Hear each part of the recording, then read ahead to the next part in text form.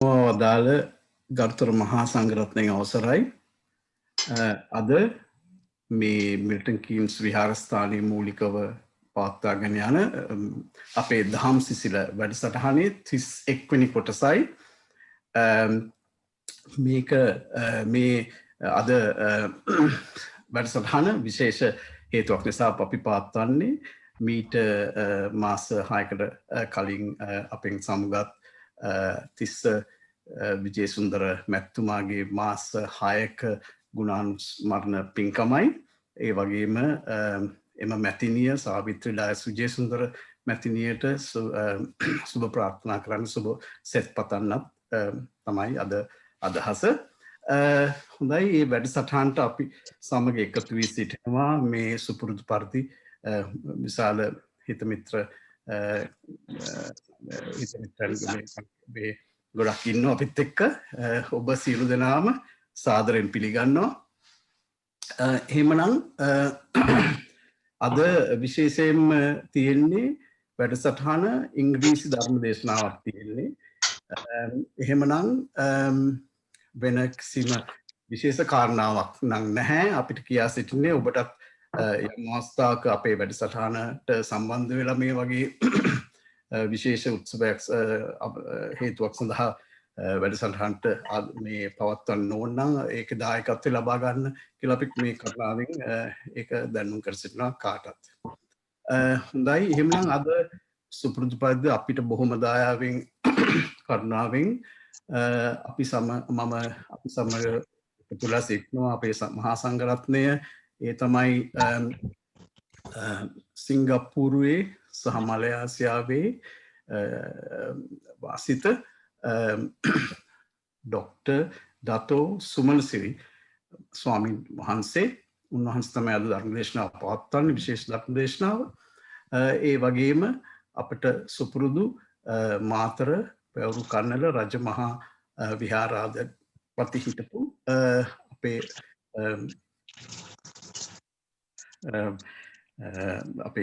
සීලසුමන ස්වාමීන් වහන්සේ, ඒ වගේම අකුරල සමිත අපේ විහාරස්ථානයේ අධිපති සහ Letchworth විහාරස්ථානයේ අධිපති අකුරල ස්වාමීන් වහන්සේලාට මේ වැඩසටහන ගෙනියන්න කියලා කාරුණිකව ආරාධනා කරනවා.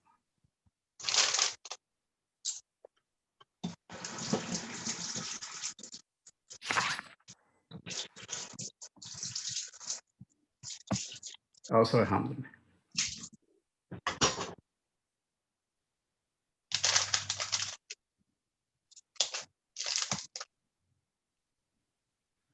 සවුන්ඩ් හම්බුනේ, සවුන්ඩ් එක එන්නේ නැහැ.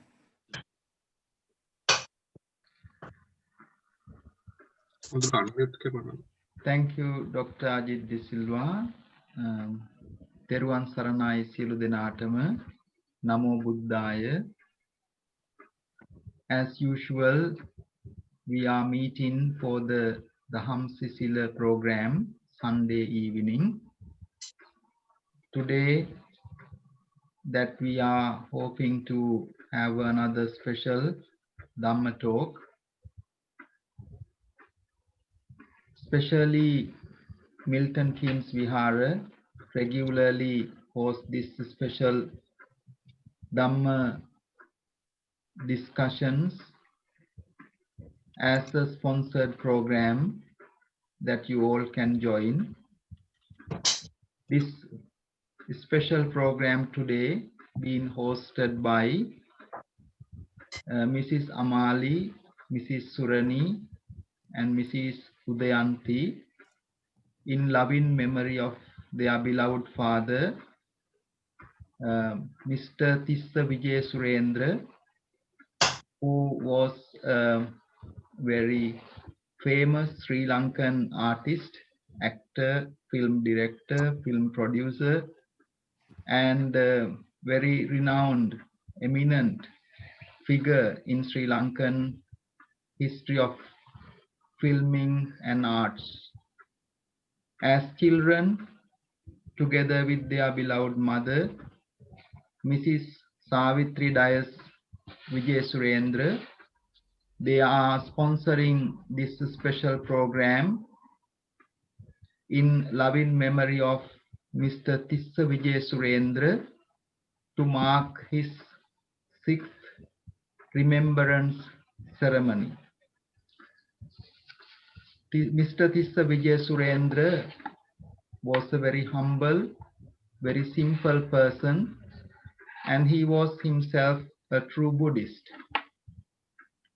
Not just a traditional Buddhist, he had a very good understanding about the basic important teachings of the Buddha. As being an artist, a very renowned actor, he was very close to the nature, and he had a lot of love and affection in his heart. Whoever he meets and wherever he goes, he meet like his own children, his own family. That was how that unconditional, boundless affection he always had in his life. Whatever the situation he was in, he made everyone cheer up by having a great sense of humor and always carries a smile that made so many hardships lifted and make everyone lighted. So therefore, once again, we have been doing a lot of series of programs, especially by the family being involved, doing a lot of good works to remember him. Even yesterday, they offered the dana to the Venerable monks at the Vihara. So many meritorious activities are being sponsored by the family and in his good name.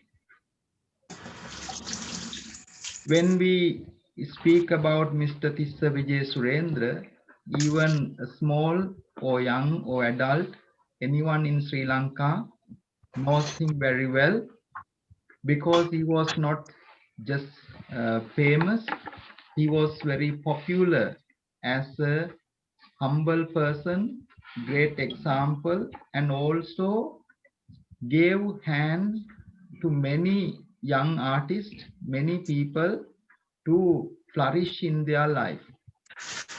He was diagnosed with some difficulties, and eventually he made himself very strong to combat any physical or mental difficulties with his humanity, kindness, and also sense of humor. He supported many people who are in need, especially in the cancer hospital and many other places. Especially the children, Amali, Surani, and Udayanthi, together with their mother, Savithri Wijesurendra, I know personally, made so much for him. Therefore, they are very proud that Mr. Tissa Wijesurendra had a beautiful life. And he had no regrets, but while he was going through some medical treatments, especially in United Kingdom and many parts of the world in Sri Lanka, they hosted a lot of charity work. So many people came along to support that. By doing those charity work, they helped the cancer hospital in Sri Lanka and also many others who were in dire situations due to difficulties. So every smile, every relief that brought into their life made Mr. Tissa Wijesurendra very happy and also gained a lot of blessing and merits. As a result, he made his life to the fullest by developing his mind and belief in wholesome activities, meritorious activities.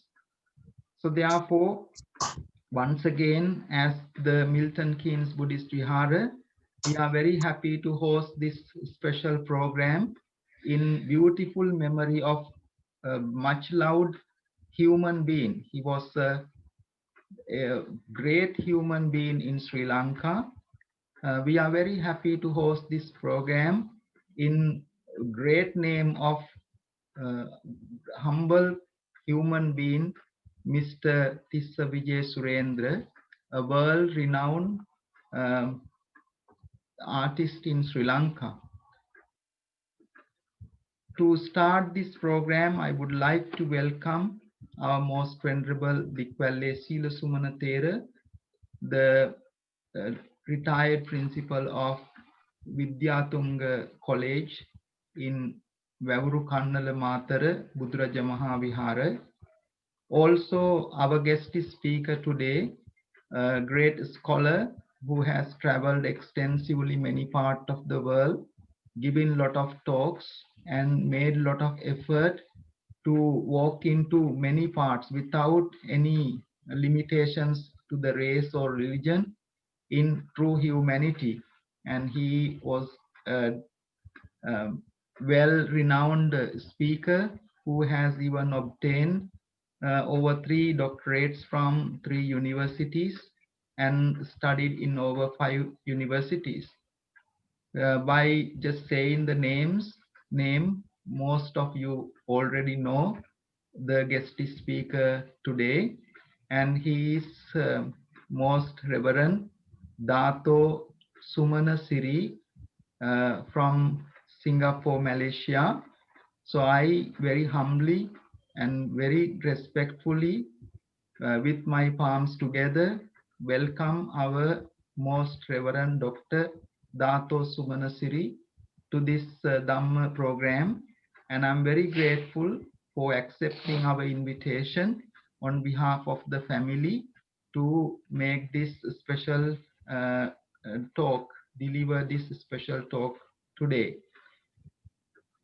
To start the program, I invite our most venerable Dickwelle Seelasumana to administer the 5 precepts.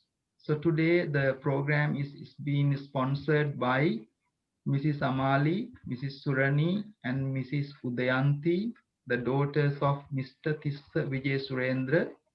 In addition to remember the beloved name of the Father in memory, in blessings, also they wanted to share the blessings to the beloved mother, Mrs. Savithri Wijesurendra.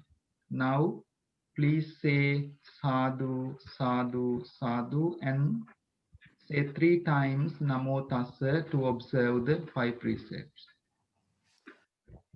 Namo tassa bhagavato arahato samma sambuddhassa.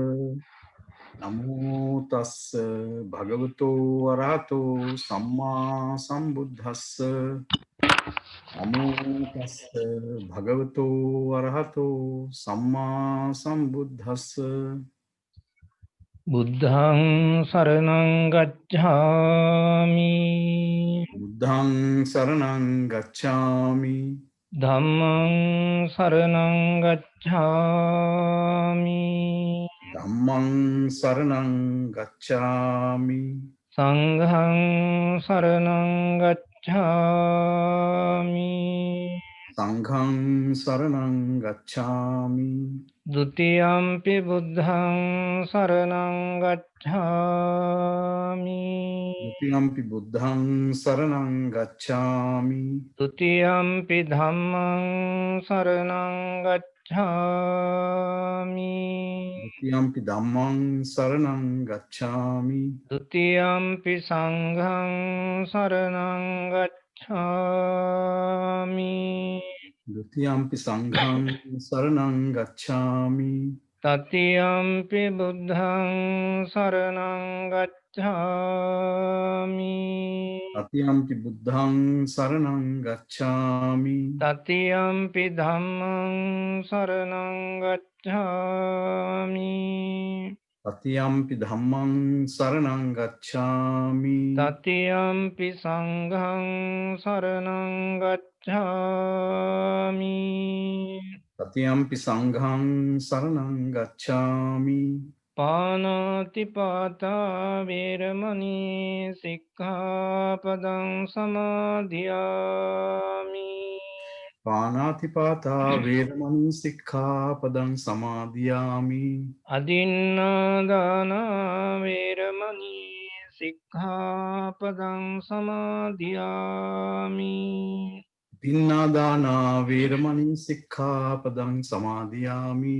කාමේසු මිච්ඡාචාරා වේරමණී සික්ඛාපදං සමාදියාමි Kamesu Michachara Veramani Sikkhapadang Samadhiyami. මුසාවාදා වේරමණී සික්ඛාපදං සමාදියාමි Musavada Veramani Sikkhapadang Samadhiyami. සුරාමේරය මජ්ජපමා දට්ඨානා වේරමණී සික්ඛාපදං සමාදියාමි Suramere Majjapamadattana Veramani Sikkhapadang Samadhiyami. Sadhu, sadhu, sadhu.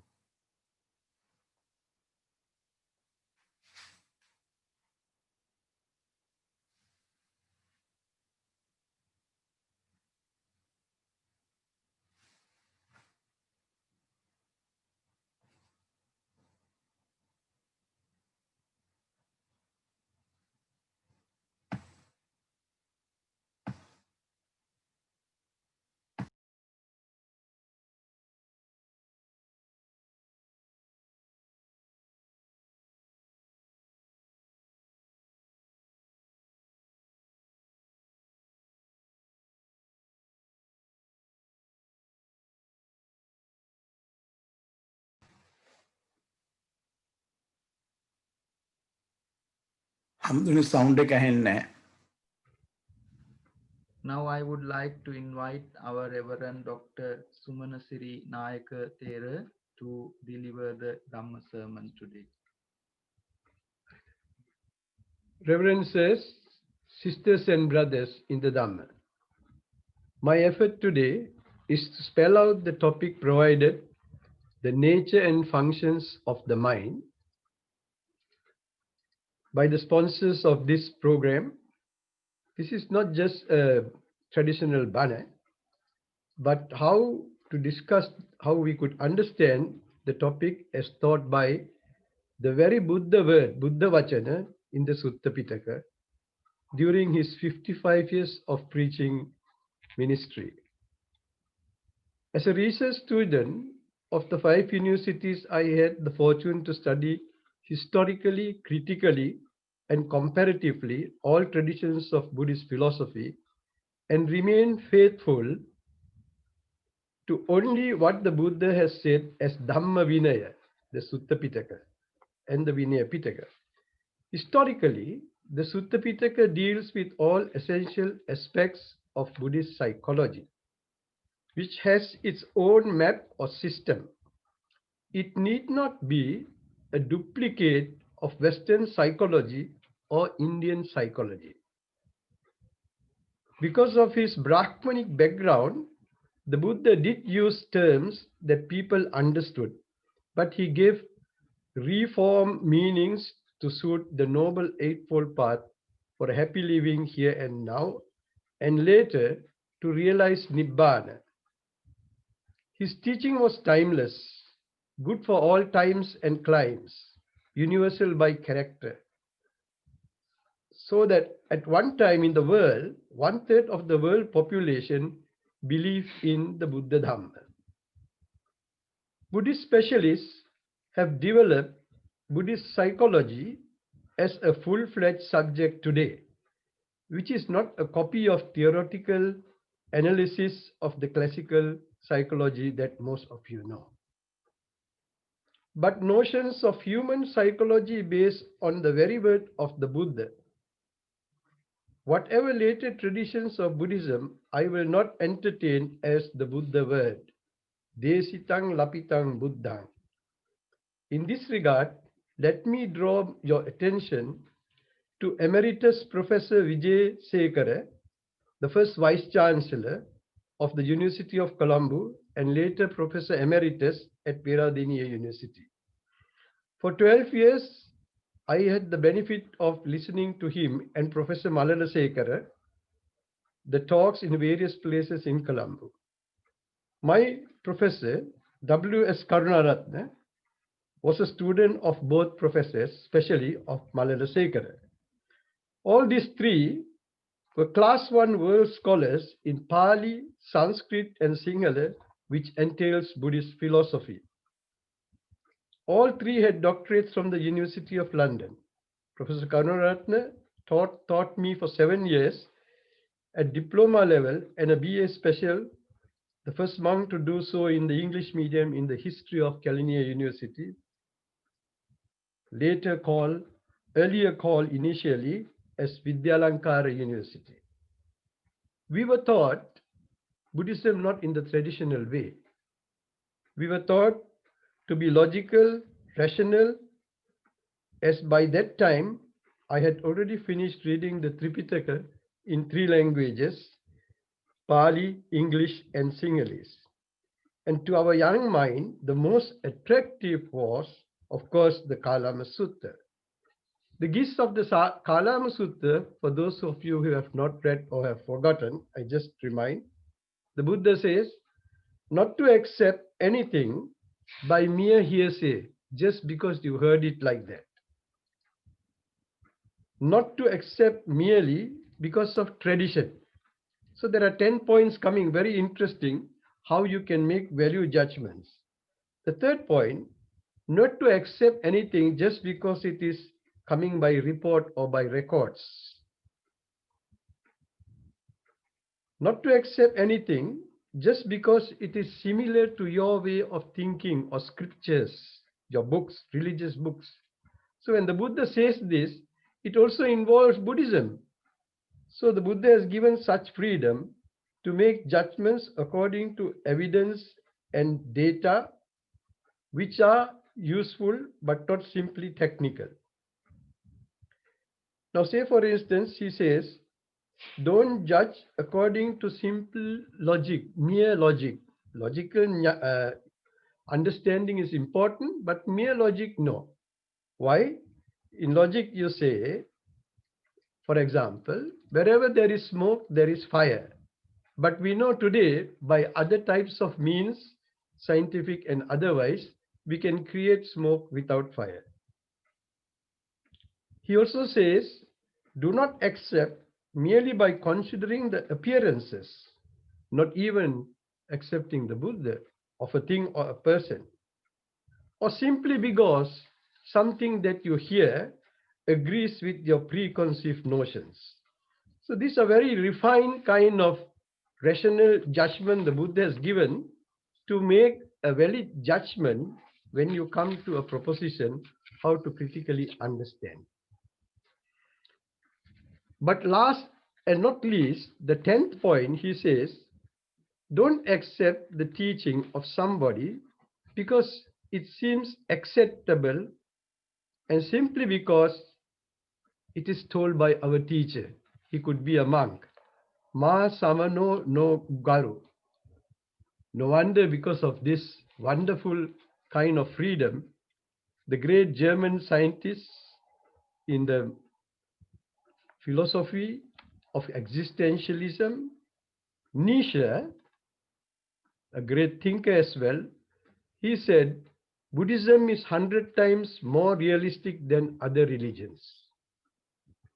So my moral duty will be to explain what the Buddha called the mind and its functions based on the Dhamma, beautiful in the beginning, beautiful in the middle, and beautiful at the end. In letter and spirit, as the Buddha himself said, it was for the well-being of the people of the world, not a dogma, not a blind ritual or a theory of academia. His teachings was an experience which leads to a realization that you can achieve only by practice, not by theoretical knowledge.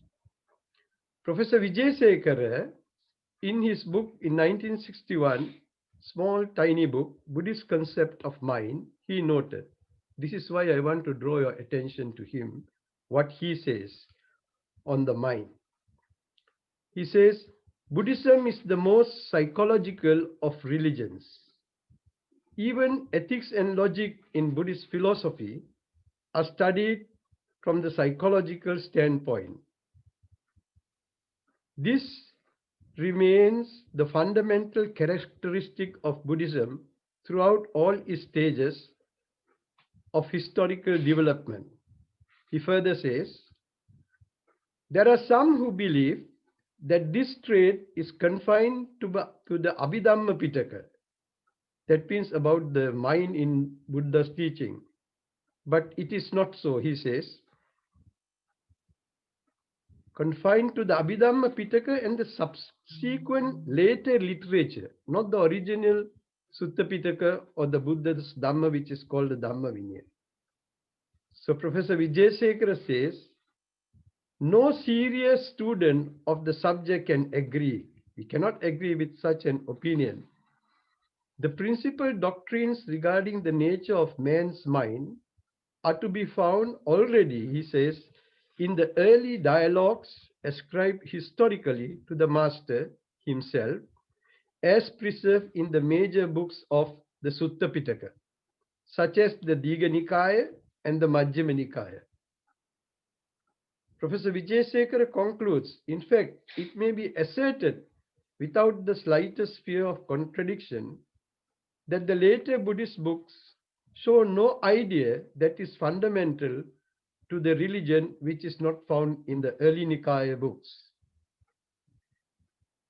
They are the very mainspring of all that Buddhism is, whether in the psychological or ethical or generally philosophical aspect.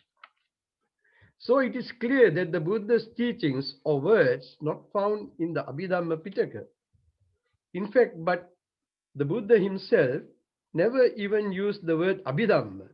No records at all that he preached Abhidhamma, though it is recorded that he went to the heavens to preach the Dhamma to his mom and divine beings.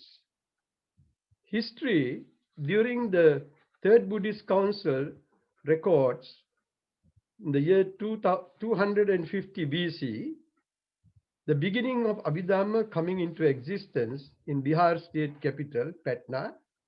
It is a human fabrication done by mere faith against the views of other parties, religions, and other schools of Buddhist thought. And if you read the points of controversy, Kathavattu Pakarana, you will understand this very well. The problem is that many people superficially listen to somebody and they just come to a conclusion without reading the text from a historical point of view about their origin. Please also remember, in the entire teaching of the Buddha, there is also no saying that the mind is more important than the body, or that everything is made because of the mind. In the Maha Tanha Sankaya Sutta of the Majjhima Nikaya, I quote, the Buddha says very clearly, there can be no mind without the related condition of the material body. This is called, based on the law of cause and effect, Paticca Samuppada, which means everything depends on another thing. And in the mind-body complex, the mind and body, they are mutually interdependent. One depends on the other. In the function of our sensory interaction, this nature is very, very clear taught by the Buddha. Let us take a simple example. I will try myself to reduce the textual language into very simple language in simpler terms for you to understand from a layman's perspective. Now let us take the eye. The eye depends on objects. The meeting of the two, the eye and the object, give rise to the eye consciousness.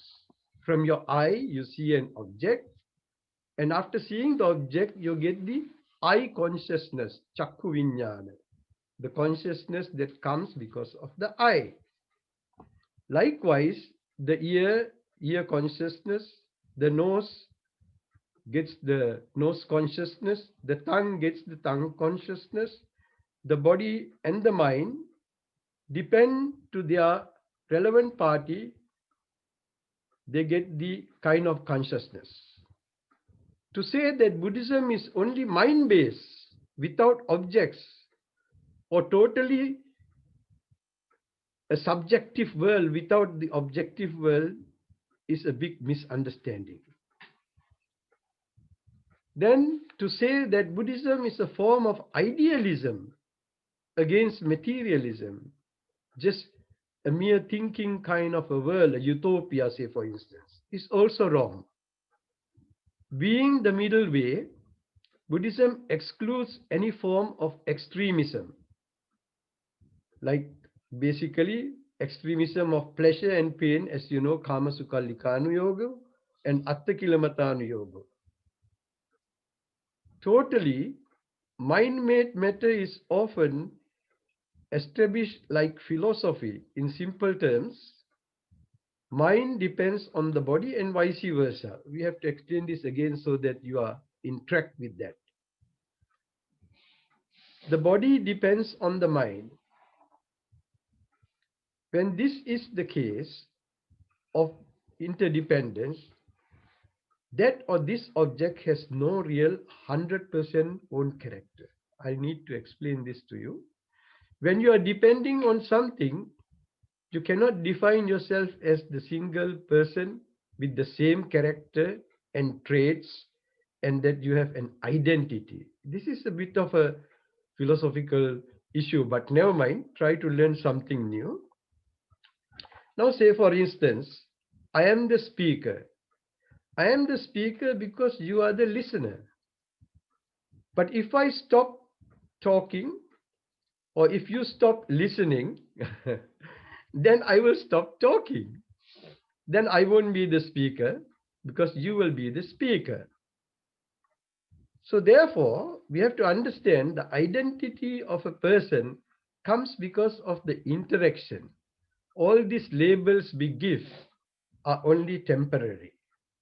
They are on a functional purpose. So an identity changes depending on the action or the mode. It changes that the world of impermanence is so important in understanding this. We are not negative about life. The permanent thing is not there forever because everything is impermanent. So that is why the Buddha said, when there is nothing permanent, there cannot be anything called the soul. Now this is very important in this discussion because Buddhism is a psychology without a psyche. That means a psychology without a soul. But in modern psychology, they believe in a soul. So even Sigmund Freud, who was a materialist, he still believed in a soul. But Buddha's psychology is a psychology, a psyche without a soul. Because the Buddha will not want to contradict his own teachings. One of the major teachings of the Buddha is there is no soul, because the soul is connected to the word eternal. And the soul is always considered permanent by those who believe in a soul. So the Buddha was very smart, smarter than the smartphones. He was very smart because he didn't want to be contradicted in his own Dharma, his own teachings. At the same time, we don't believe in a super consciousness as such, like some religions or thinkers do. It can be a separate consciousness called super consciousness, or somebody attribute that to another God as such, the creator. If you think God created the world, then the question comes to the Buddhists, who created God then? So the reason of the Buddha is very interesting, clear, like crystal. He gives very good reason. He simply doesn't give an opinion. He tries not to make an opinion. He says, people argue with me and make opinions, but I don't make opinions as such. We must understand at this point, psychology does not believe that there is a good mind as such. They think we are just responding to our body situations and just trying to explain certain things. But for the Buddha, the mind is an organ itself. The mind is not something physically seen. It is immaterial. But just because you can't see it, you cannot say there is no mind. Scientists believe everything has to be an object. If not seen from an objective point of view, they do not accept anything. They accept, like others, the eye, the ear, the nose, the tongue, the body. Because these are all possible to see, you can see, and they are objective. Okay, we asked one simple question from the scientists. Can you see electricity? You can't. But you know, and you can feel it, especially when you touch a naked wire and you get electrocuted. We don't have to wait until then. When we have the pre-understanding of what things are, we can escape. So science says that the mind is nothing but the simple function of the brain. But they don't say the mind is a separate sense or organ because they can't see it. There is no mind, as Buddha explains, as it is not an object for the scientists, or because they can't see it objectively. The Buddha researched as a truth seeker, Satchagavesi, and regulated this subject world. The subject world means this psychological world which he is trying to explain. And you can also equate that, because something that is subjective, science believes that the mind is a subjective thing, but they can't see it as a separate organ. They can't look at it as an objective thing or an object anyway, because they are very dogmatic about how they fix the terms for that. Maybe they think logically they want to be exact, but there are things that they are beyond logic, which goes by experience and human common sense that we understand. Like we all understand and feel that we have a mind. So that we can regard it as one of the non-physical objects. Let us make a new term for the mind. The mind is an object, but not physical. But if you only think from the logical or scientific or technical way, you can't understand it. That is why Buddhist psychology is above or para-scientific, goes beyond the normal science.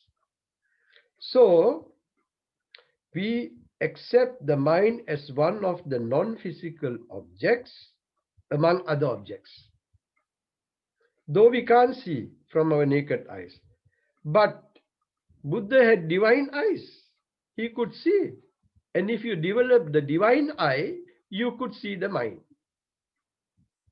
I don't claim to have developed that eye, but I understand this not out of mere faith, by reading the Buddha's teachings for 56 years and getting myself very much involved into the subject. A scientist say, he describes modern science in his famous quote, at the subatomic level, there is no mass, there is no matter. Now, a scientist is saying that even when you go further down into the subatomic level, the tiniest level, there is no more matter, but only energy. Finally, they believe in this, not originally, not in the initial stages. And the subatomic particles constantly disappear into emptiness. They came out with this version. And this is the very sunyata or emptiness that the Buddha had preached to Mogharaja, one of the students who wanted to know what is the world like. The Buddha told Mogharaja, Sunyato loko avekhasu. Mogharaja, it's like Modaraja, the name. Look at the world as empty, as all things depend on something or some other things. This is why the Master, our Lord Buddha, was kind enough to teach us the theory of substanceless. No substance, but there is something. Essenceless. This is what you translate into English, the Anatta doctrine of Buddhism, where there is no soul, no substance. We call it substanceless, essenceless, no soul, soullessness. Many of you may take this as a theory, or we don't believe in a soul. But in your conscience, you still believe. And if you are a Buddhist, you can't believe like that. And the Buddha says useless, not worth clinging to all this, because these are all no essence, soulless, substanceless, come to zero. Of course, you have two souls. Everybody have two legs. Under your feet, there is a soul. So you have right soul and left soul. All of us have two souls under our feet. That is different. So the Buddha says, therefore, there cannot be I. This I is a misunderstanding of ourselves. There cannot be a me. You should not follow meism and become very individualistic, all about me, myself. All these are human constructions. Netang mama, neso me atta. So you can't take it like that. And that belief in the soul is not a Buddhist theory. We have to be very careful. Of the two main points that Buddhism differs from other religions is, number one, a Buddhist cannot believe in the Creator God. Number two, a Buddhist cannot believe in a soul because there is no such thing called the soul. In fact, when a body dies, comes to the end, the body becomes heavier. If something went out of the body should become lighter. The Buddha used sometimes in a very humorous way, very profound things he say in a very joking way, in fact, sometimes. He has given that kind of injunction for us to understand Buddhism in a very easy way. To a monk who was thinking that we have a vijnana which goes from one life to another life, and this is also explained in and made very confused for Buddhist understanding in the Abhidhamma. The Buddha doesn't say so. He told Godika, you stupid fellow, can't you remember I have told you many times that everything is interconnected, that the vijnana is not the thing that goes from this life to the other life. Because the Buddha keeps his argument very logical and non-contradictory. He can't contradict himself. If everything is impermanent, there cannot be a soul because the soul is permanent. So the context is connected, eternal, the word eternal with the soul. There is no soul, anybody believes, that keeps on changing always. They believe that the soul is eternal, doesn't change, impermanent, and it goes on and on here and there. Nothing lasts forever. If we take Nibbana, even Nibbana has to depend on the world. You cannot have Nibbana without samsara. Nibbana becomes meaningless. It is like you cannot have non-greed, non-hatred, non-ignorance without having greed. It is because you have great desire, you can go to the desireless position of Nibbana. The hatred, non-hatred situation, the non-ignorant wisdom. So therefore, the teachings of the Buddha is very clear about how we understand this in samsara and in nirvana. So what goes between death and birth? There is no word, because this is not acceptable to be given in a proper word, because that is a different experience. Unless you have improved yourself in spirituality and come to the stage of pro-enlightenment or enlightenment or semi-enlightenment, then you can understand. Possibly we could just say energies, but this is still not enough. So just because we don't have the word, we don't have to connect a wrong word and give a meaning to it, to make a simple equation and a big problem. You can't call it a soul. You can't call it a consciousness. And we have to understand this. You can't understand by simple knowledge, because to observe this kind of wisdom, you have to follow certain practices, not by intellect, not by mere logic, or not by mere inference. Remember, by the Noble Eightfold Path, what begins? You begins with samadhi, right understanding, and not right meditation. So the first things first is important. Sometimes people seem to say, okay, you can do this, understand this, get rid of this problem by simply meditating. No, meditation is not a pill for all ills. Right understanding here means the dawn of wisdom, to know the four noble truths of the world, so that you can go from light to bright light and become enlightened.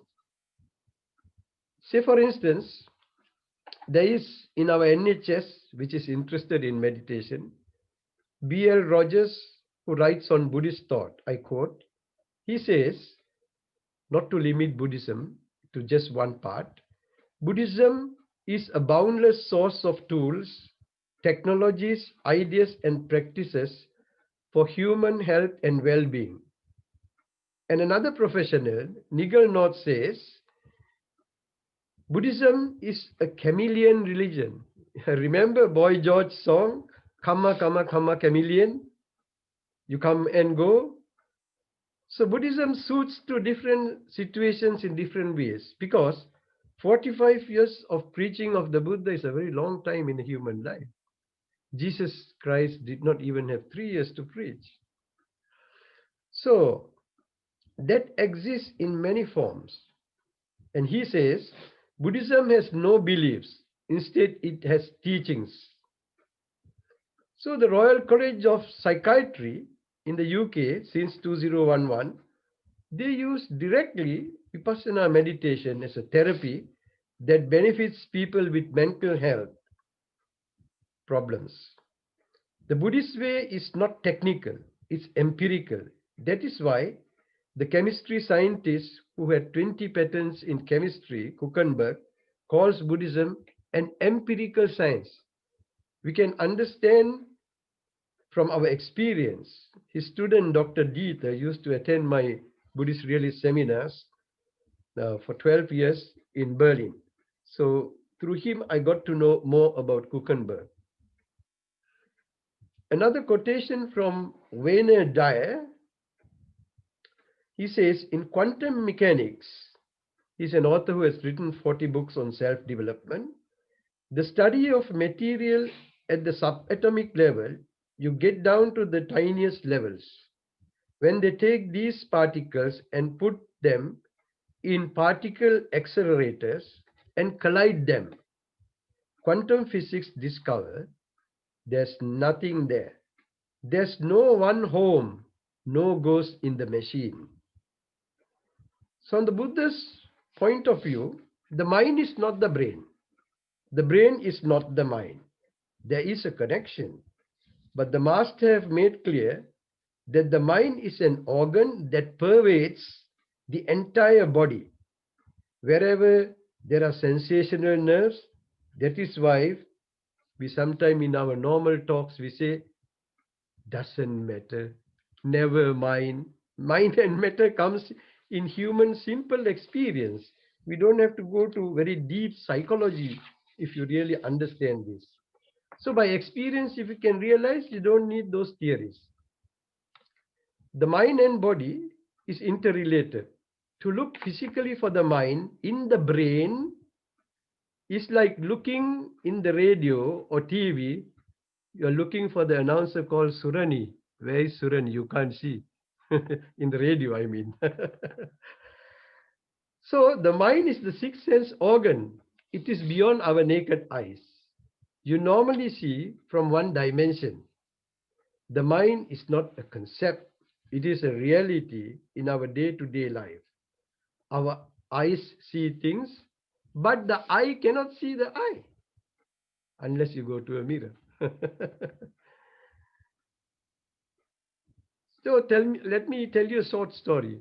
This is a very interesting story, a Buddhist story. In a crowded temple, on the flag post, there was a flag which was fluttering, moving very fast, strongly, because of the strong wind.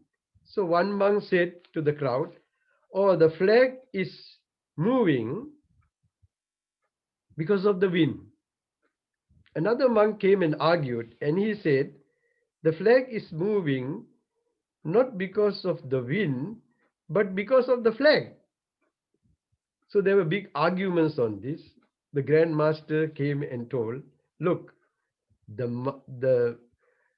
what both of you say is wrong. The flag is moving because of your mind."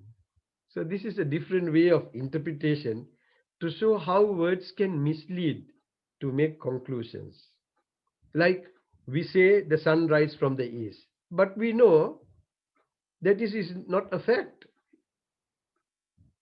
We say blue sky, but the sky is colorless. We say green water or blue water, but there's no color in water. So our perceptions cheat us, but we keep saying so. It's human experience. Some people worship the sun, but today we know, because after the depletion of the ozone layer, that sun rays can cause cancer. So for some people it is a god, but then it causes cancer. It's impossible to believe like that. A very interesting part in the Buddha's disciples, chief disciple, Venerable Sariputta and Moggallana, one day they discussed about the mind, the master of the mind. They said, "Let us master our mind." You say control, I don't like to say that. I'll give the reason later. "Be the masters of your mind," they say, "and don't be the slaves of your mind." To discuss the nature and functions of the mind, let us look at some of the interesting sayings in the Dhammapada, the Chitta Vagga especially.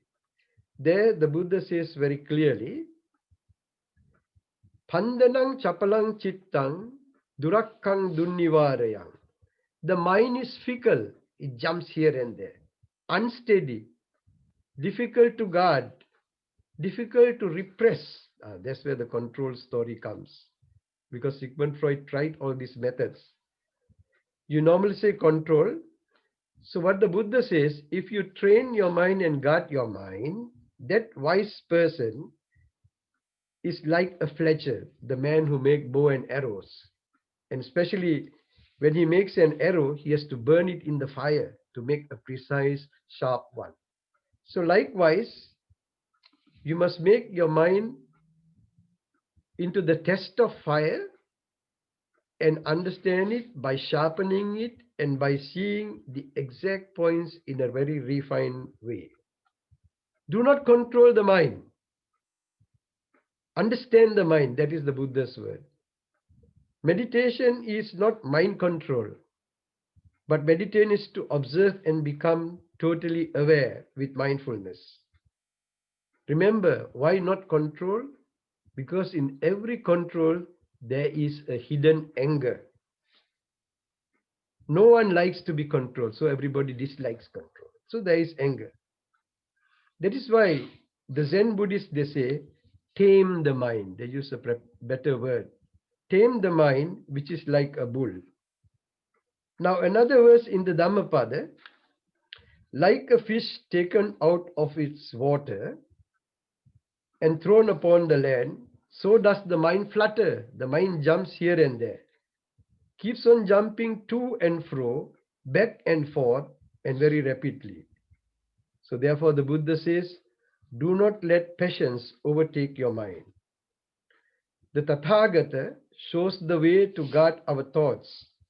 He says, the mind is hard to check, swift, place, run to whatever it pleases. To tame the mind is good. Such a mind brings happiness. Another verse, the Buddha says in the Chitta Vagga, Let the wise person guard his mind, which is difficult to see. He didn't say impossible to see. You can see if you develop yourself.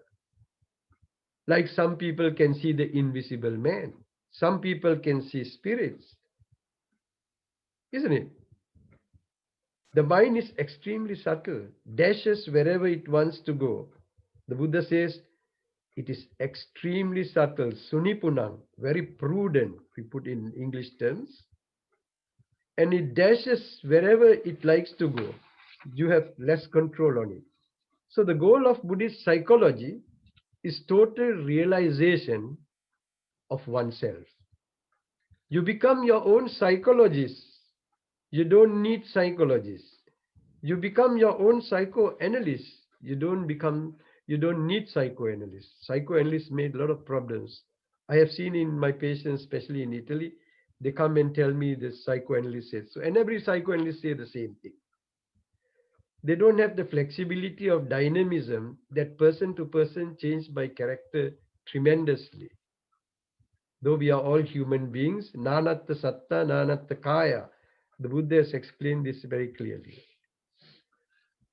So to look at things as you really see, not as they appear to your eye. In its reality, that is what is important. Now the next verse in the Chittavagga talks of the mind as asariranga. There is no physical body. We can translate that an immaterial matter.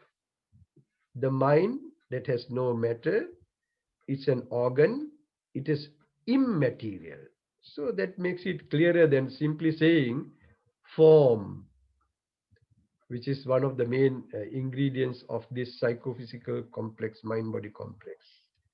Not like science, that everything has to be an object or testify only objectively.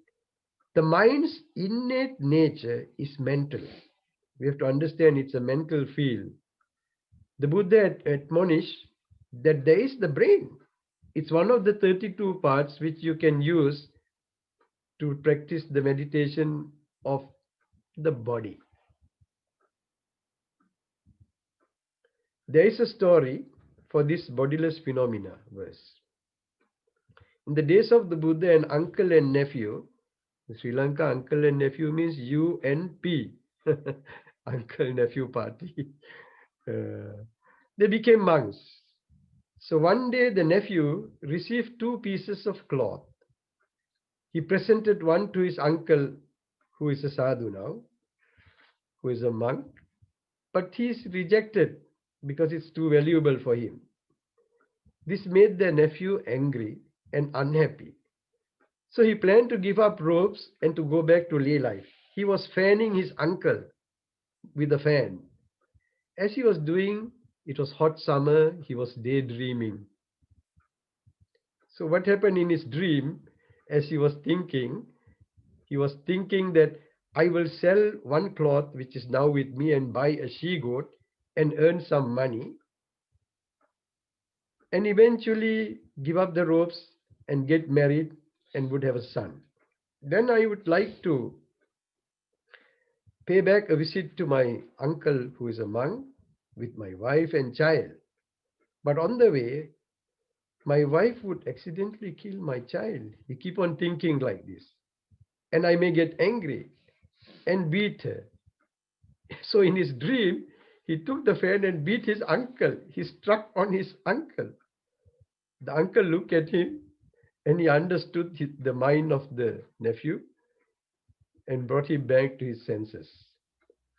The nephew felt ashamed. He dropped the fan and ran away. But monks in the temple ran after him in the Buddha's day, you see. And they gave chase, brought him to the Buddha. The Buddha described like this, the Dhammapada Chittavagga Gatha. He whose mind is not dedicated, he knows not the Dhamma. He whose confidence wavers, jump here and there. The wisdom of such a person will never be perfect. You see, Saddha is also important, though it's faith. But faith here, we have to remember, it's always rational faith, not blind faith. Mere faith tends to have a tendency to become blind. Reason and wisdom galvanize faith. This is what the Buddha always expects of you. Panvanyan Saddha, Akaravati Saddha. He gave permission even to question whether the Buddha is enlightened or not. No other religious history leader has given like that. And also the famous Kalama Sutta. I'm always happy to use this situation to explain certain things in our world also, apart from the conceptual world. The Buddhist art of living is always to make a good thing out of the bad thing. Like what the Buddha say, conquer the bad by good. Now take for example, in 1973, the king of Bhutan, there are 3 Buddhist kingdoms in the world. Bhutan, officially Buddhism as the state religion, Thailand and Cambodia recently. Other countries, they have Buddhists, they just say they give prominence and all that, but they are not Buddhist, officially Buddhist religion as the state religion. So the king came up with a theory into economics. The world understands economics by the gross national product of the country. But economists have found since 1970s that that is not good enough. So the king of Bhutan, he said, let us build GNH, the gross national happiness. Today, this theory is accepted by the London School of Economics and Political Science. And some of the scholars have written books pertaining to that and the pursuit of happiness also. Technically, economics never wanted to have that kind of psychological issues in economics. Economics was classical, pure economics only. So you see there is a change, how the Buddhist idea could change right up to this situation in this United Kingdom also. A great scientist did say, all religions, sciences, arts, and sciences are branches of the same tree. This is coming from Einstein, the man of the 20th century, as the Time magazine said. I just like to put to your memory, recently in this country, why did the government make poetry a compulsory subject to students and even to advanced level students? Because without the rhythm, without the heart, without the literature, you can never understand human life. So they have now understood, back to basics, like what John Major used to say, the importance of having poetry, the arts. Today we are giving this talk to a great artist, film artist, Tissa Wijesurendra. And arts or religions or science, they all come under the same tree, the branches of the same tree. This is what Einstein said. Coming from evolved, enlightened scientists, we should say. They can make mistakes in certain theories, but they make a lot of contribution. The Buddha concludes, a badly disposed mind is the greatest enemy in the Dhammapada. What a mother, father cannot do, a hatred enemy can do to a hatred to another person. The worst enemy can do to another enemy. More than that, if your mind is not well directed, your mind can harm you. So you don't want to believe the mind, but you see the power of the mind. So on the other hand, the Buddha gives his very beautiful way of tackling the problem. A well-directed mind will help you and make everything good that you really want. So life is in your hand. We are responsible for what we do, what we did, and what we will do. Action, reaction, whether it is from a scientific point, because that's a scientific phrase, action, reaction, or from a Buddhist point of view of karma, purposive action, we should say. Karma is not just mere actions. Take the case of Angulimala. When the Buddha was taming ferocious Angulimala, who was about to kill his own mother and get the 1000th finger to complete his mala of fingers, the Buddha used his educational psychology. He just told, he walked in front so that Angulimal will not kill his mother and create matricide to go to hell the next life. And he just walked. And Angulimala told him, stop. The Buddha said, I have stopped. Then Angulimala was surprising. He can see that the Buddha is still walking and he said he has stopped. Then the Buddha said, look, I have stopped killing, but you have not stopped killing. That one word transformed this violent man to become a monk and finally become an arahant. So therefore we can see, if you use in psychology, educational psychology methods, you can transform a criminal into an enlightened being. So the Buddha was very smart enough not only to use the body. He said there are 3 doors. The body door, the physical door, the mental door, and the vocal door, even words. In Angulimala's case, he used his words, he used his body, and he used his mind. So we must always think that we have 3 kinds of doors, that we do all our actions. One more before I come to the end of my conclusion is when the Buddha in his last day, going with Venerable Ananda, he came to a place where there was a river. It's called Kukutta Nadi, not very far from Kusinara. But to go to Kusinara, he had to walk on a long journey to go for his Mahaparinirvana, his great passing away. By that time, Venerable Ananda was not enlightened. Just because you are near the Buddha and take care doesn't mean enlightenment comes automatically like that. Just because you know all the sutras of what the Buddha says doesn't enlightenment come. You have to practice. To understand Buddhist psychology is also like that. So the Buddha told Ananda, Ananda, I'm thirsty. I need water. So Ananda went to Kukutta Nadi and brought water. At that time the water was muddy. And he told the Buddha, you can't drink this. So the Buddha sent him again.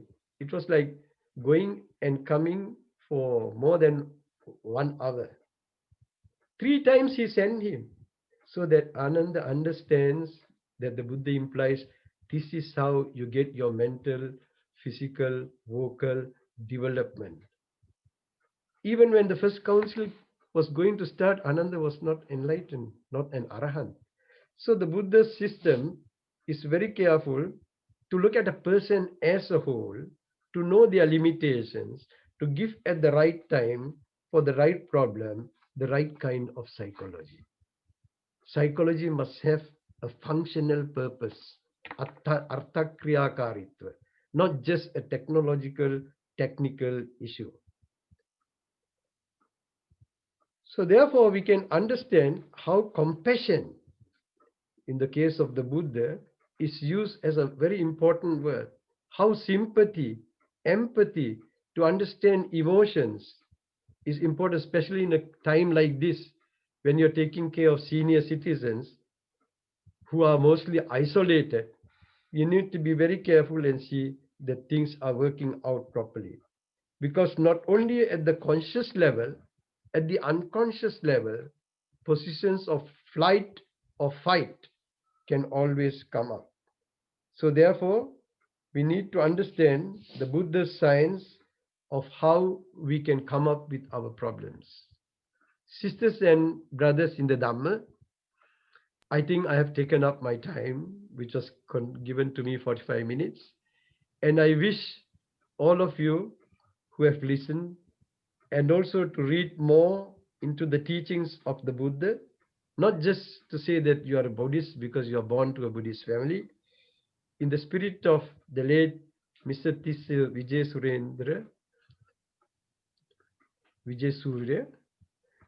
Wijesurendra, that he be well and happy wherever he goes to. His wife is here, the children, 2 of them are here, the other in another country, who have shown their gratitude and sponsored this. As you know, when it is only sponsored that we can go ahead, we have come like 31 steps of this Daham Sisila. We wish the Daham Sisila program to flourish and for Buddhists to get a kind of dialogue, not just one-way traffic, not just listen to the banner, discuss, read, and further their way to attain the bliss of Nibbana. Sadhu. Sadhu, sadhu, sadhu. What a wonderful, wide-ranging, detailed, comprehensive talk on an extremely complicated subject. And Hamduro, our blessings to you for that absolutely illuminating talk. If I may say so, your talk, you started so very admirably with the Kalam Sutra, which obviously is the key that the Buddha gave us, before we attempt any listening to a talk from anybody, for us to individually consider the facts, not because of what we've heard or read or practiced, but to look at things with your own eyes, so to speak. So, therefore, it is for us, each of us, to consider and form our own understanding, our own opinions. So we essentially, to put another way, we are, all of us are trying to climb the same mountain, but we have different views, different understandings, different approaches, and therefore it's like climbing the mountain using very different paths. But when we look at these deep subjects, we see quite different views. So yet we climb the same peak. If I may, Hamdurne, just to mention, perhaps you can illuminate further. And at that mind, our mind is a non-physical, as you very as you elucidated quite beautifully. It's a non-physical entity, and when you were speaking, what went through my mind, so to speak, was that the mind is a non-physical dimension of our existence. And so the scientists or the physicists who study objective things cannot grasp this. So it's like if three-dimensional, well-known analogy of to explain the third. If people were flatlanders and lived in only 2 dimensions, they would never comprehend the third dimension. And in this way, the scientists who are restricted to observing things and tangible, touching things, measuring things, are only restricted to that, and they cannot comprehend the mental dimension, which the Buddha pointed to us as the primary dimension, as in his well-known saying, Mano Pubbangama Dhamma. So with that, I offer you much merit and thanks on behalf of everyone. Of course, as Hamduro said to us, it's very important at this stage. I certainly have lots of things going through my mind, and I would like to invite any queries, questions, things that you'd like Hamduro to clarify.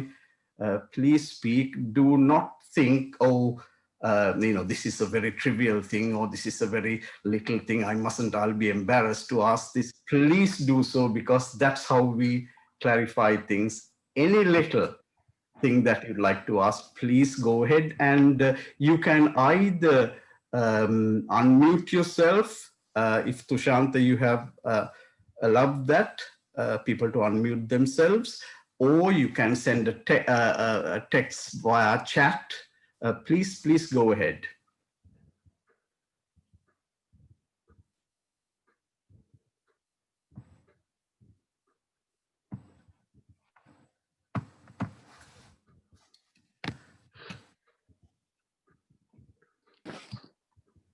Therwan Sarnai Swamin Wansa. Can you hear me? Yes, we can hear you. Thank you. Yes, I also had several questions on my mind. Thank you very much for your complex but very interesting Dhammadeshana. My first question would be, so between death and birth,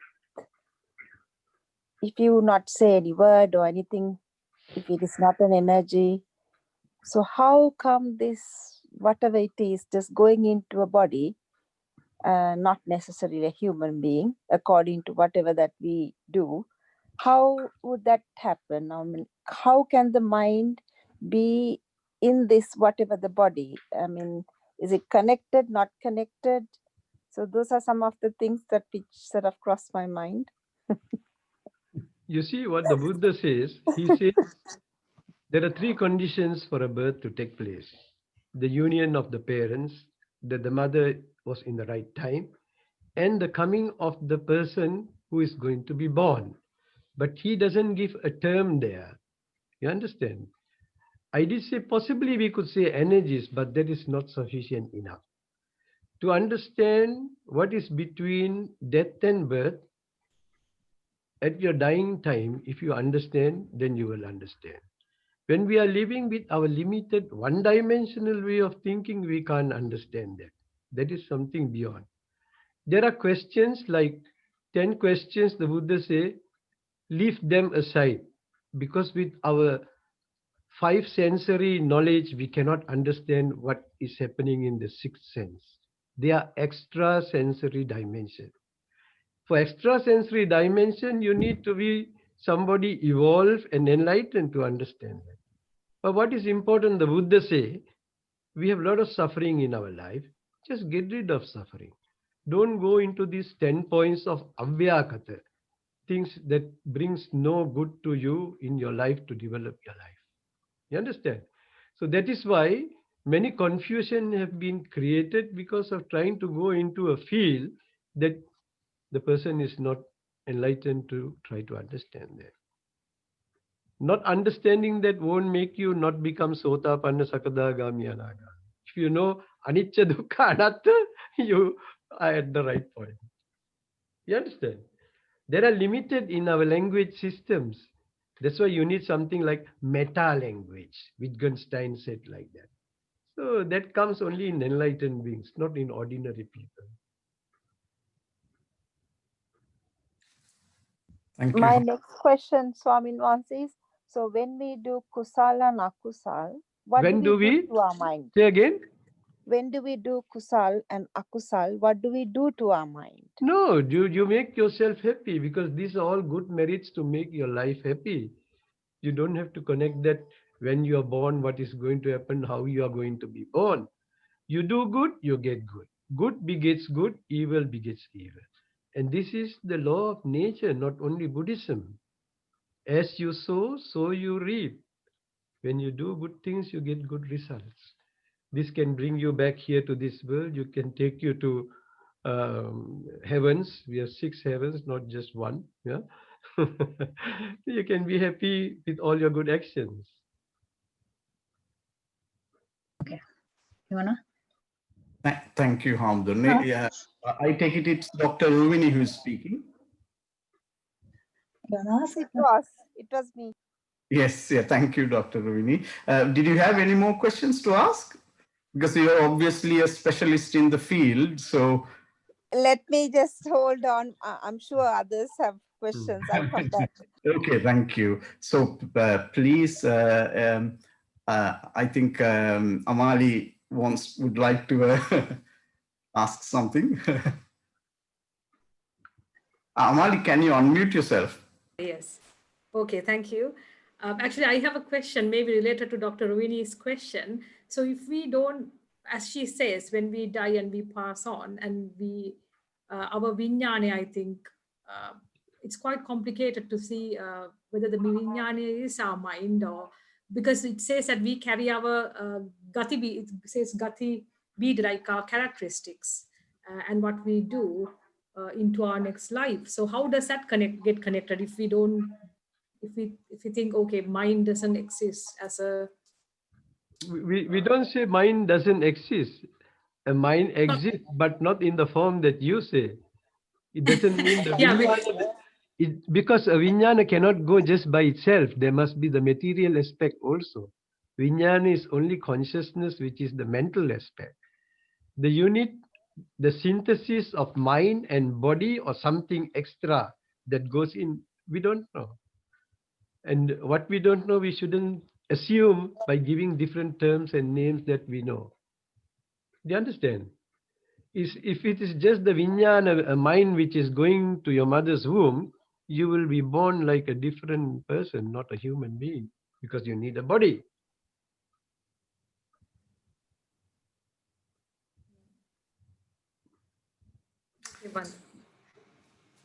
Sorry, Amali, maybe you needed to ask something else or further. No, that's fine. No, actually, no, I want to also say that positivity in mind, in related to my father, I think most of you know who knew him, that he was diagnosed with a cancer, but his mindset was so positive, and it actually helped him to survive beyond his what the doctors given him as a prognosis. So he was, to be honest, he was diagnosed in 2016, and his prognosis was only 6 months. But my father said, you know, mind is everything, be positive. And he never ran, he was not, his positivity kept him alive. And he actually showed that to us in action, which I think it's very difficult. It's easy to say, but when somebody was told that you have only 6 months and to survive nearly 5 years, that was his strong mindset. So I just wanted to highlight that. And especially during these difficult times, it's our mind, I think, that will carry us. So I'm urging everyone to be strong. Thank you very much. Can I touch on that point again? Yes. Amali, Yes, your father found that quality is better than quantity. Than quantity, yes. That's a great man. But that doesn't help from the medical point of view. We see the problems of science, we understand.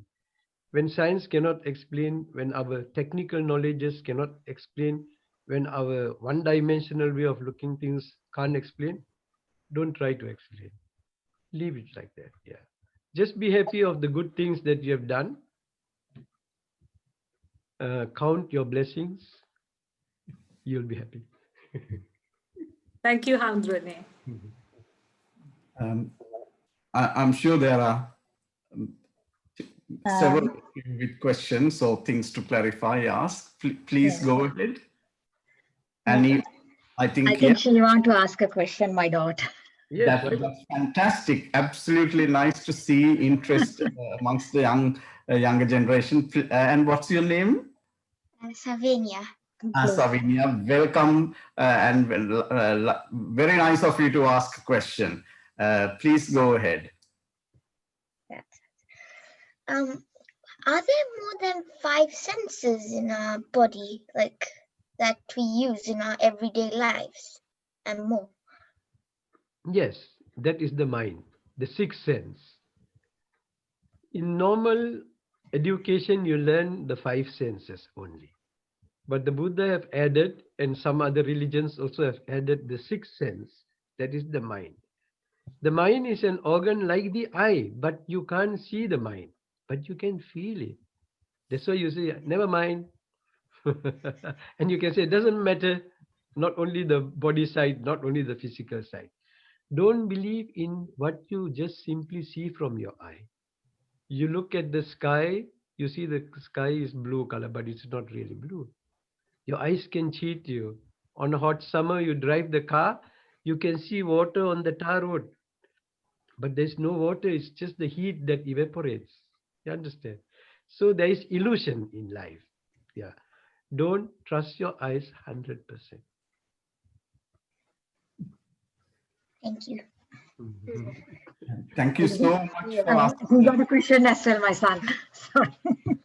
Oh, Uh, please tell us so, your name. Uda? considering that we look from like a different perspective, so does the world not exist? No, the world Wait, does exist. like- We don't say the world does not exist.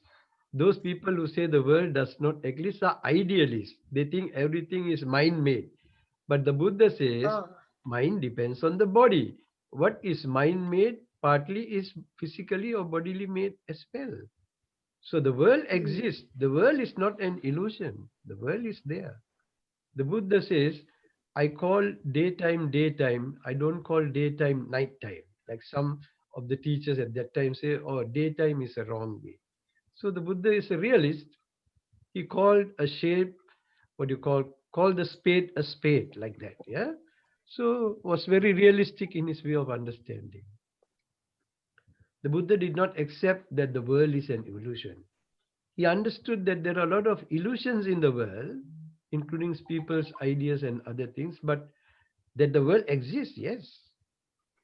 So does that mean like we don't understand how to look at it? That's right. We have Like, not got the right. We can only look at it from one point of view. Yeah. We see only from one point, we have to see the other point and keep some space in the brain for other points to come in also. Be flexible.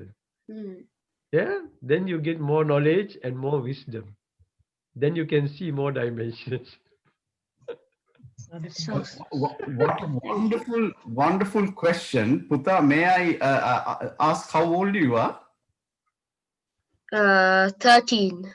You're 13 years, and you have signs of becoming a philosopher if you are not already one. And that was a fantastic and a very important question that you ask. And it's not a trivial question. It's a question that a lot of very famous people have thought about. So thank you for asking that question. Thank you, Sadhu. Yes. So that was very nice. I think that's really made our day with younger people participating. And please, can I ask anyone else? We still have a bit of time for questions. If you'd like to clarify any other points,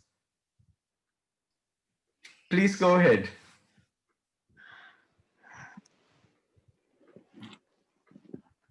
You need to unmute yourself.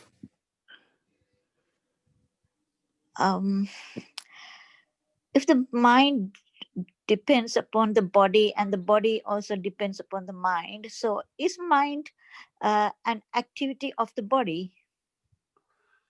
Mind pervades the entire body wherever there are nerves and cells. Like in our hair, at the end of our nails, there's no life like. So that there the mind doesn't work. But in all our human cells, our nervous system and our body system, the mind pervades together. It works with the body. As I said, the eye is there, the eye sees objects, then the mind comes, the eye mind, eye consciousness, the consciousness that comes from the eye. So like that, the consciousness, the mind that arises because of the nose, when you get good smell or bad smell, or smell without a difference, when you get good feelings. So by your eye, ear, nose, tongue, and your entire body, you get the relevant responses from the objects, smell, taste, feelings, and perceptions of the mind. Thank you, Hamburne. It is so interconnected, you can't just take it out like that. So when someone is enlightened, Yes. what really happens to the mind? So it should become independent of all the other 5 senses? You see, The mind is connected with all the actions that he does. The mind which has been impure becomes very pure, like the original mind, which is called a very illustrious mind, very clear. There's a particular gem. If you put the gem in the water, all the dirt goes off, and the gem has the power to create a very 100% clear water. Enlightenment is like that. The same mind which has rubbish is given up. Greed, hatred, ignorance, jealousy, malice, and all that is gone. Instead of that, non-greed, that is charity, non-hatred, no violence, loving kindness, no ignorance, wisdom has all come. That is what enlightenment is. Thank you very much, Bhante. I was listening to your Dhamma discussion from New Zealand. Oh, that's the sister. Yeah, so far away. Yes, just woke up and I started listening. Yeah, I listened to the entire discussion, and thank you so much. It's my moral duty to do so. That's really Sadhu, wonderful. sadhu, sadhu. Is there anyone who would like to ask? Yeah, I have an interesting. Well, it's an experience with one sorry. or two. Can you hear me? Yeah. Yes. Yes. Sorry, we can't see you, or your. No, you can hear me. Okay. Yes, we can hear Yes, you. yes. So this is, I have experience as a doctor, maybe twice in my whole life, that when somebody dies, yeah, so we give up, and then the next thing we see is that this person comes to life, and they talk about that, yeah, I was looking from my, on my body from above. So I really thought that maybe, not knowing before, as a young doctor, maybe this person is hallucinating, and we give more medication so that thinking that this person is going out of the mind. But reading more, so why would somebody die, and then if you kind of, as we said, that we have no word now to say when that goes out of your body, can that happen? Can that come back to your own? Yes, it can. Self? There are a lot of experiments done in America. It is called NED, near-death experience. A person goes into a coma and is considered like very bad and dead, and then later on he wakes up. So whatever his essence, the word that we cannot explain, goes out and look at his own body, and this all recorded. This is also called out-of-body experience, Amdu? Yes, that's right. Yes. And also it's called near-death experience. Yeah. Near-death experience. Yes. There are a lot, many cases like that. It's quite common actually today. Samitha Hamdurne Munahari again apita tava ideas. Sorry, Hamdurne. Is this called the astral body then? This must be the astral body. No, you see, astral is also a word made by some people. Then you have to define astral. Then you have a problem in language. You understand?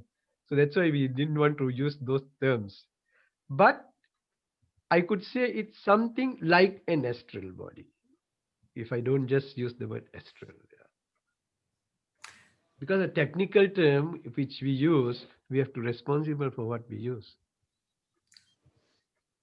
Language should make people more understanding than misunderstanding. So, another interesting question I like to ask you. Yes. When we, in Sri Lankans, when we wear the Kandyan, Kandyan brides, they wear these malas, 7 malas. Yes. Then they say this chakku, where that, I know that if you want to say that these are words and not to dwell on it, this where the astral body connects to your own body. That's where there is chakkus or chakras. So this is where somewhere I read. So do you think that there's a connection, or do you think it is a myth, or is it just, I'm sure that in India also that all these 7 chakras that the they talk about. The and then also of, that, yes. sorry. Buddhism So speaks when of meditation, but Buddhism doesn't talk about chakras. So we are responsible for what we say. And we Buddhist monks, we don't believe in that kind of chakras in the system. Because the Buddha have not said so. What the Buddha said is only the Dhamma Chakra Sutta. His first sermon, that is enough chakra for us. You see, people make interpretations based on their understanding. But to universalize that kind of one kind of thinking all over the place, it doesn't work like that. The good things will sustain forever, the standard norms and the good practical beliefs of the world. The other things will just go on. Thank you. my last question. So, Swamin wants, if the mind can be anywhere in your body, but Yes. are we to believe that our mind is mainly live in our brain, or because Why do it's you? again Why do you the want reason to? reason that I'm saying is that the Yeah. neurological, when you do MRIs and the EEGs, people who do mindfulness bhavana, that there all these connections grow. So I don't know how you connect that, because No, you obviously see, that the we have body connections. is as important as the mind. The Buddha started with Rupa, not Vijnana. Rupa Vedana Sanya Sankhara Vinda. From the figure, from the body, from the material aspect.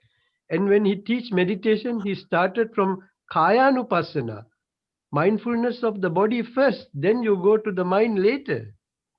The problem is people put too much interest in normal psychology and they think just because they read Manopubbangama Dhamma that everything is because of the mind.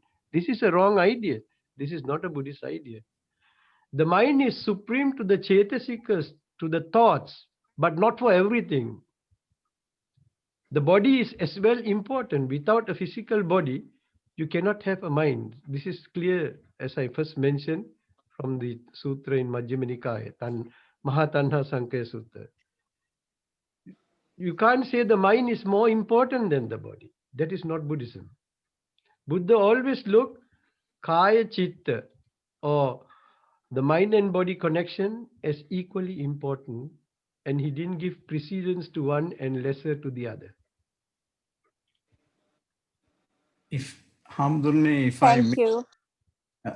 thank you, Dr. Vinny. If I may also comment on that, as Hamduru earlier said, you can understand things both analytically and as scientists. So generally in the West, we try to understand things by splitting them, breaking in parts in an analytical fashion, trying to understand the workings, how one relates to the other. But as Hamdru earlier mentioned in his talk, we can also understand things experientially. That is by experiencing them, or as Hamdru said, the word is empirically. My comment is that maybe Hamdru will have something to say about this, that about the mind also, it is natural for us to be curious and to be, wanting to know these things in an analytical way, but the best way forward probably is to experience the mind, try to experience your own mind, and that of course relates to being quiet, and some people want to call it meditation, but that is going inwards and looking at the universe within yourself. So maybe I would like to invite Samitha Hamduru to make a comment on that.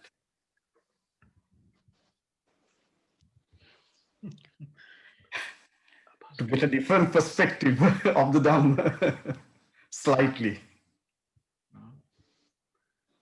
Well, that was a very interesting conversation and questions asked about the topic today, the nature of mind. It is certainly an experiential knowledge of the mind. Mind is a mystery. It's always beyond our empirical understanding, but it is a practical thing. Buddha doesn't make just dogmas, and it is something that we can empirically experience of our nature. So that was very good that all the questions were interesting, and talk was very, very interesting as well. Yes. Excuse me. Now, this is why I quoted the scientist Kuchenberg, German scientist, the great thinker as well. He calls Buddhism that Buddhism is an empirical science. He is a scientist, so he connects with science and the empiricism of Buddhism. That means you understand things by experience. Say, for instance, you don't see the mind, but you experience the mind. You know you have a mind. Objectively, you don't understand from materialistic point of view, from pure science, you don't understand. This is a different form of science. Let us marry physics and metaphysics, then we understand.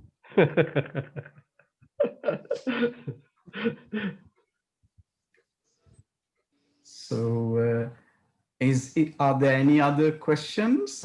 Please go ahead. I think the more questions, the better, because that's how we really understand the Dhamma. Please do not hesitate. Any questions at all? Swamin Wahanse, this is actually not related to mind. If that's all right, if I ask a question, I just want to clarify it. It's a simple question. I want to get an answer from you, Swamin Wahanse. You'll get a simple answer then. A simple question. Swamin Wahanse, මම සිංහලෙන්ම මේක අහන්න. No දැන් problem. පින සහ කුසලය කියලා දෙකක් දැන් අපි හිතනවා ජෙනරලි අපි හොඳ දෙයක් කරාම මේක පින් ලැබෙනවා, පින් සිදු වෙනවා. කුසලය සහ පින අකුසලයි කුසලයි පින් පව් අතර වෙනස මොකක්ද? ඔව් මේකයි. පින කියන එක එන්නේ පුණ්‍ය කියන වචනය. ඒ පුණ්‍ය කියන වචනේ more Hindu, more Brahmanic. The Buddha has to use certain words. Like even the case of the mind, there were 3 words which are used. I didn't want to explain all that because my thrust was to give you an introduction, not go into the categories. Yeah. So, if you understand Pina as Kusala, it's fine. If you understand Kusala as Pina or the other way, it's still okay. Yeah. Kusala means your skillfulness. You are skillfully doing an action knowing that a positive result comes. But you don't have to expect the results. It comes automatically. Punya is a form of religious way, according to Indian history, that how the Brahmanic Hindus thought that you have to do this compulsory. The eldest son in the family must do this when the father, mother dies, like that. And this is the way of their Brahmanic way of giving the transferring the merits. So it comes from that language. That's the reason. Okay, thank you. Thank you, Amdurne. If you have any more questions, you still have a minute or so to ask. We are approaching the end time, but is there anybody with any more questions? Yes, I have another one. That's wonderful.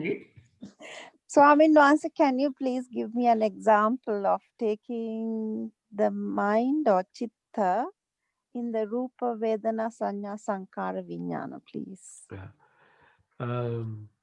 You see, apart from Rupa, Vedana, Sanya, Sankara, Vijnana, this category is called Nama. That Nama belongs to the mental field. The Rupa is a field by itself, the first point. So, the Rupa depends on Nama and Nama depends on Rupa. So, that is why the Buddha has called it the Nama Rupa Vibhaga, how you analyze the connection of these two. Rupa is form. And then you have Vedana, Sanya, Sankara, Vijnana, all that belongs to the mental form. Rupa is the physical form. You start to look at the body, from your eye. The eye is the main organ in that sense. That's why the Buddha put the eye for good reasons, because people see and they believe. So when you see a form, you believe this is a form. And when you know this is a form, then you go to the inner parts of the mind. Start with the physical, get to the mental.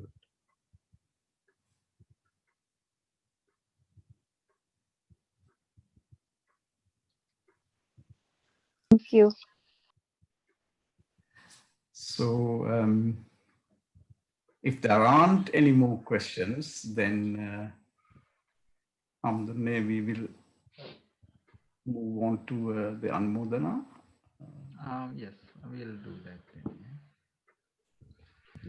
Sadhu, sadhu, sadhu. This is a Dhammadana series hosted from Milton, Keynes Buddhist Vihara. Regularly on Sunday evenings, we take this opportunity to share the Dhamma as the highest dana. Sharing the teachings of the Buddha is the highest dana, as it also make our life here and now better, peaceful and progressing.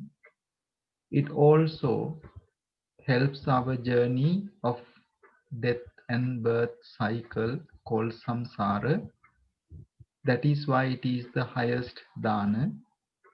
This Dhammadana is sponsored today by the children of Mr. and Mrs. Wijesurendra,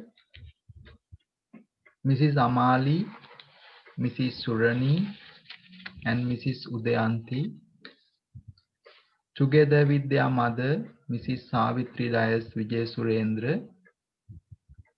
They enable many of us to participate in this Dhamma sermon. So first, I would like to share my blessings and gratitude to our most venerable Dr. Sumana Nayaka Hamduru for making a lot of effort to give an excellent talk to enlighten us in a very difficult question that we all have about the nature of mind. So may the Hamduru be well, healthy, happy, and live long to share these noble teachings of the Buddha. Also may his parents, teachers, whoever helped him to grow into this nature, share our blessings, and may they rejoice in his good contributions and noble meritorious deeds. Finally, may those blessings be with Mr. Tissa Wijesurendra. He lead an amazing life, a very exemplary life that made many of us find a lot of things that we can learn from his life. And he contributed to the nation, he contributed to the country, he contributed to the humanity, and that gives us something very special to understand. As a human, we need to make something different to the world.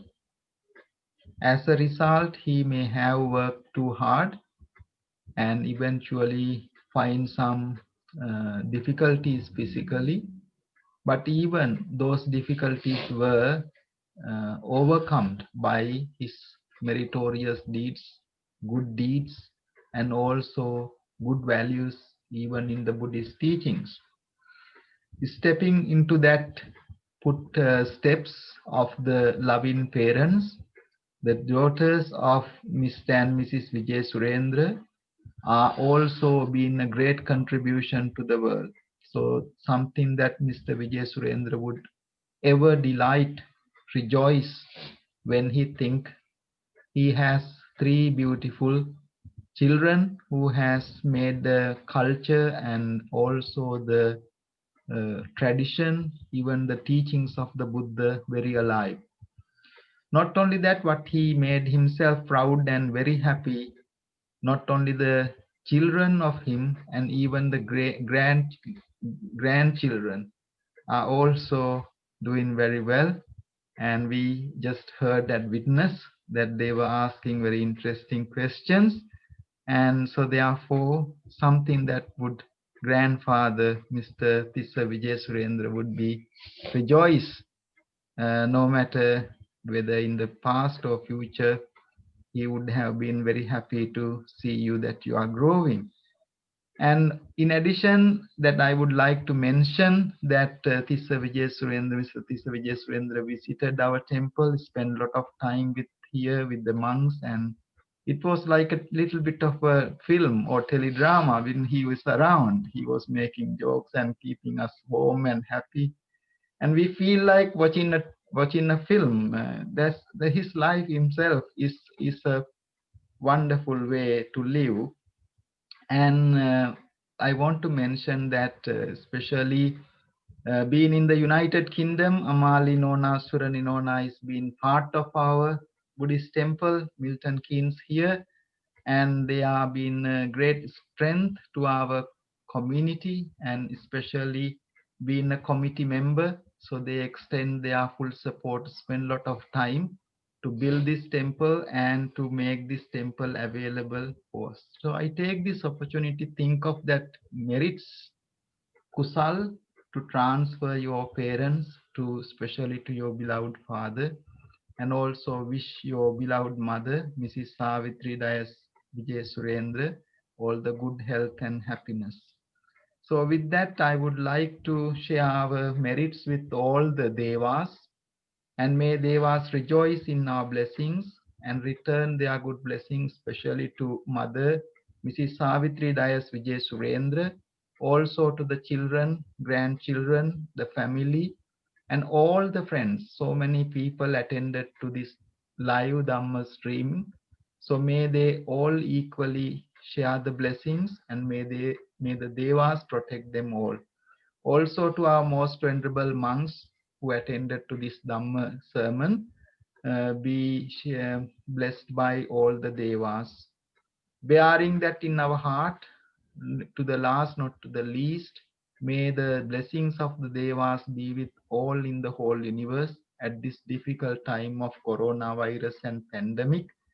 And may those blessings be with Sri Lanka, United Kingdom, and any part of the world to overcome these difficulties as soon as possible and to bring our livelihood back into normal.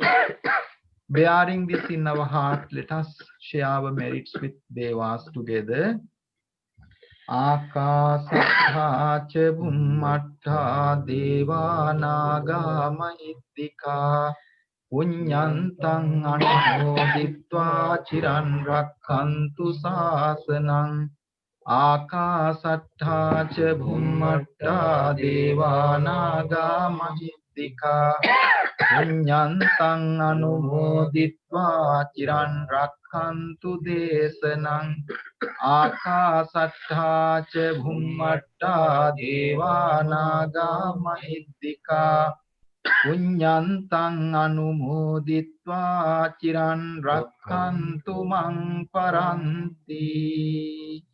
Let us also think of especially Mr. Tissa Wijesurendra. Normally in our tradition, we think of the loved ones in the 7th day, 3 months, and then annually. But Amali, Surani, and Udayanthi, together with Ammas, Mrs. Savithri, they think of every month, every day, and every moment. So we had 7 days, we had 3 months, we have 6 months, then we have another 1 year. So see, he make a lot of difference into their lives. So therefore, may he rejoice in our merits and certainly benefit from our merits. And attain I think I have the Supreme Bliss of Nibbana. myself as host. Bearing that in our heart, let us share the merits with everyone. Idang me nyati hotu sukhita hontu nyatayo. Yeah, that's right. Idang me nyati hotu sukhita hontu nyatayo. Idang me nyati hotu sukhita hontu nyatayo. Now I would like to do our Venerable monks would like to make a short blessing. Please keep the palms together. Abhivadana Silissa Nityam Vaddhapachayino Chattaro Dhamma Vaddhanti Ayuvanno Sukham Balam Ayurarogya Sampatti Sakka Sampatti Mevacha Ato Nibbana Sampatti Minate Samijjatu. සාදු සාදු.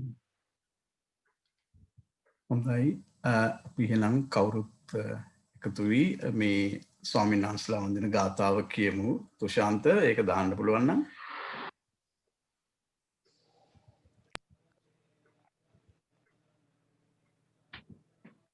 Uncle, done. Thank you.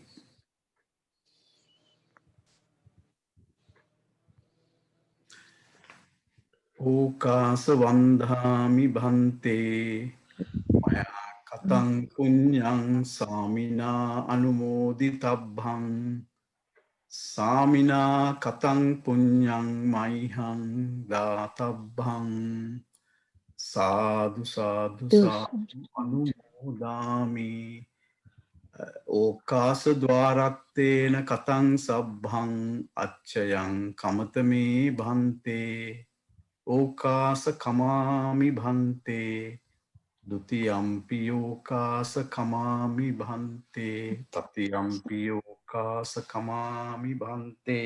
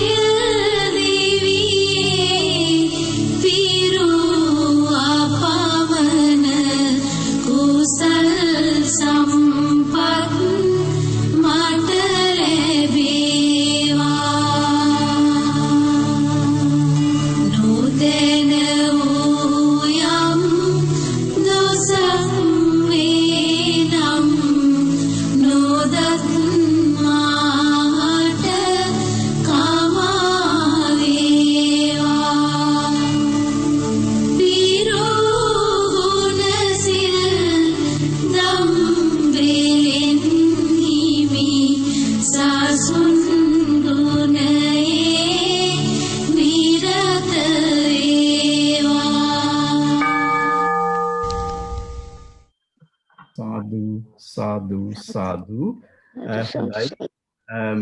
අපේ ඊළඟ වැඩසටහන තියෙන්නේ 29 වෙනි නොවැම්බර් 29 වෙනිදා. මම බලාපොරොත්තු වෙලා ලංකාවේ අපේ පොය දිනයක් කියලා. එදාට ඔබ කවුරුත් සහභාගී වෙයි කියලා බලාපොරොත්තු වෙනවා. එහෙමනම් අපට ඉතාමත් දයාවෙන් කරුණාවෙන් අප වෙනුවෙන් අද මේ වැඩම කර ඇති අපේ මහා සංඝරත්නයටත් අසා සිටින අද අප සමග සහභාගී වෙච්ච ඔබ සියලු දෙනාටම සම්මා සම්බුදු සරණයි. Sadhu, sadhu, sadhu.